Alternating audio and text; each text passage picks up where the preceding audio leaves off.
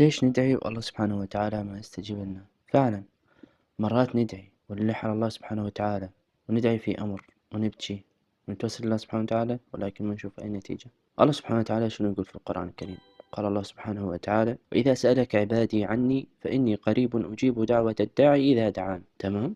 يعني الله سبحانه وتعالى بين إنه قريب، وهذا وعد من الله سبحانه وتعالى إنه مجرد أدعى الله سبحانه وتعالى يستجيب لي. ولكن خلونا نكمل الآية: فليستجيبوا لي وليؤمنوا بي لعلهم يرشدون.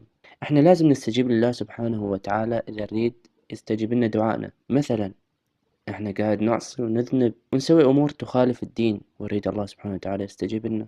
نترك الصلاة، نأخر الصلاة، نشوف المحرمات، نسمع الأغاني، نلهو عن القرآن، ويريد الله سبحانه وتعالى يستجيب لنا. بنات تكلم شباب وشباب يكلمون بنات وغزل وأمور أخرى، ويدعون الله سبحانه وتعالى. طيب الله سبحانه وتعالى شلون يستجيب الدعاء وإحنا قاعد نعصي الله سبحانه وتعالى بأمور؟ فلازم ننتبه لهذه الجهة، إنه ما أجي أدعو الله سبحانه وتعالى وبنفس الوقت أنا قاعد أعصيه ومصر على الذنب.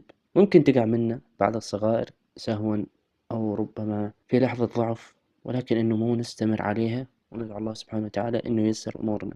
فمن ضمن الأمور اللي تمنع إجابة الدعاء هي كثرة الذنوب والمعاصي.